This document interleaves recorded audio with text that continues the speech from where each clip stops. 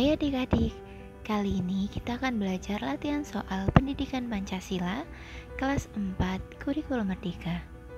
Apakah kalian sudah siap belajar? Kalau sudah, kita langsung saja yuk. Nomor 1. Proses perumusan Pancasila sebagai dasar negara tidak terlepas dari jasa titik-titik A. Presiden, B. BPKI, C. BPUPKI, D. Panitia 9. Nah anak-anak, proses perumusan Pancasila sebagai dasar negara itu tidak terlepas dari jasa BPUPKI. Jadi jawabannya adalah C, BPUPKI. Nomor 2. Sidang pertama BPUPKI membahas tentang titik-titik A. Perumusan dasar negara, B. Perumusan tujuan negara, C. Memilih presiden dan wakil presiden, D. Merumuskan UUD 1945. Nah, sidang pertama BPUPKI itu membahas tentang perumusan dasar negara. Jadi, jawabannya adalah A. Nomor 3. Tokoh nasional yang tidak mengajukan usulan rancangan dasar negara adalah titik-titik A. Insinyur Soekarno, B. A.A. Maramis, C. Muhammad Yamin, D. Mr. Supomo. Nah anak-anak, tokoh yang tidak mengajukan rancangan dasar negara adalah B. A.A. Maramis. Insinyur Soekarno, Muhammad Yamin, dan Mr. Supomo ikut dalam mengajukan usulan rancangan dasar negara. Jadi jawabannya adalah B. A.A. Maramis. Nomor 4. Sidang PPKI pertama kali dilaksanakan pada tanggal A. 11 Agustus 1945, B. 18 Agustus 1945, C. 17 Agustus 1945, dan D. 15 Agustus 1945. Anak-anak, sidang PPKI itu pertama kali dilaksanakan pada tanggal B. 18 Agustus 1945. Nomor 5. BPUPKI dalam bahasa Jepang disebut titik-titik A. Dokuritsu Junbi Chosakai, B. Junbi Dokuritsu Chosakai, C. Dokuritsu Linkai, D. Chosakai Junbi Dokuritsu. Nah, anak-anak, BPUPKI itu dalam bahasa Jepang disebut Dokuritsu Junbi Chosakai. Jadi jawaban yang benar adalah A.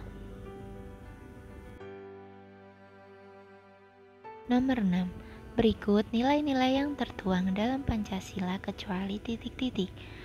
A. Ketuhanan, B. Persatuan, C. Kebermaknaan, D. Kemanusiaan. Ayo kita bahas satu persatu. Yang A. Ketuhanan itu benar, yang B. Persatuan juga benar, C. Kebermaknaan itu salah, yang D. Kemanusiaan benar. Jadi jawabannya adalah C. Kebermaknaan.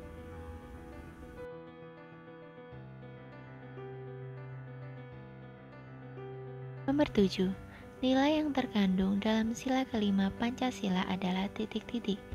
A. Bersikap adil, B. Ketuhanan, C. Mengutamakan musyawarah mufakat, D. Nasionalisme. Kita bahas yang A. Bersikap adil itu sila ke-5, yang B. Ketuhanan itu sila ke-1, yang C. Mengutamakan musyawarah mufakat itu sila ke-4, yang D. Nasionalisme itu adalah sila ke-3. Jadi jawaban yang benar adalah A. Bersikap adil, karena yang ditanyakan adalah sila ke-5. Jawabannya A.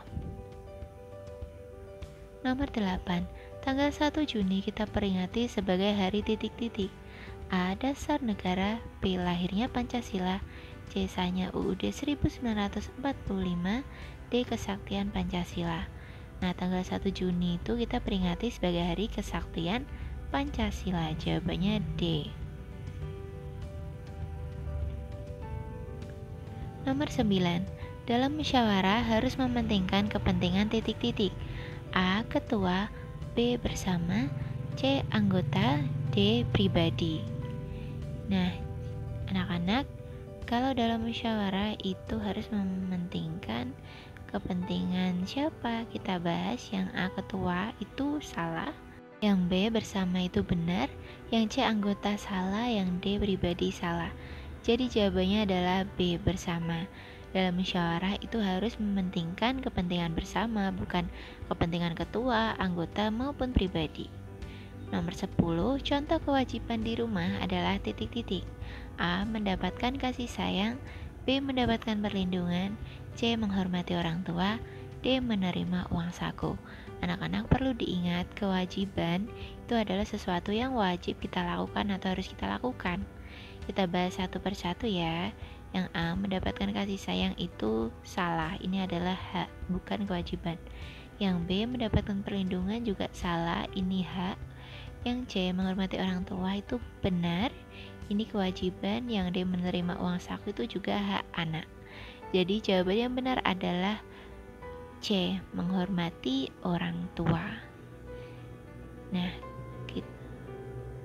nomor 11, seseorang yang melanggar norma kesusilaan akan titik-titik. A. Mendapatkan hukuman denda.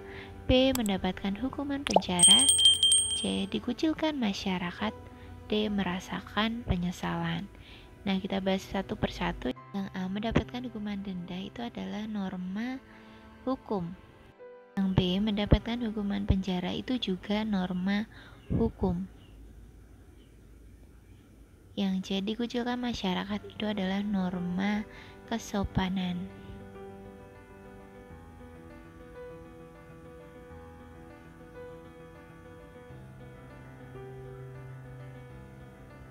Yang D. Merasakan penyesalan itu adalah norma kesusilaan. Jadi norma kesusilaan itu selalu ada rasa menyesal dalam hati nurani kita. Nah, jadi jawabannya adalah D. Merasakan penyesalan. Nomor 12, Bhinneka Tunggal Ika artinya titik-titik.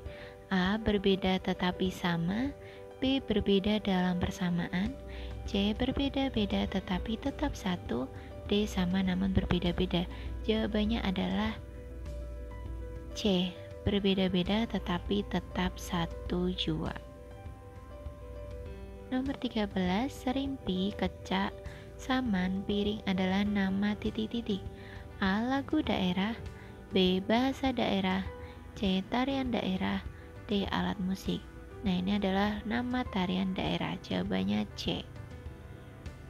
Nomor 14, keberagaman suku yang ada di Indonesia harus dimaknai sebagai titik-titik. A. Perpecahan bangsa. B. Kemunduran negara. C. Kekayaan bangsa. D. Kelemahan negara. Nah, kita harus memaknai sebagai kekayaan bangsa. C. Nomor 15, pergaulan di masyarakat yang dapat menjaga persatuan bangsa jika didasari sikap titik-titik. A. Egoisme. B. Kecemburuan. C. Mencari untung. D. Kerukunan. Nah, jawabannya adalah D. Kerukunan. Kalau kita bisa hidup rukun, itu kita bisa menjaga persatuan dan kesatuan bangsa. Kita harus rukun kepada sesama. Nah, anak-anak, sekian latihan soal pendidikan Pancasila kali ini. Semoga dengan penjelasan Bu Aulia kalian bisa lebih paham. Jangan lupa tetap semangat belajar dan sampai jumpa di video berikutnya.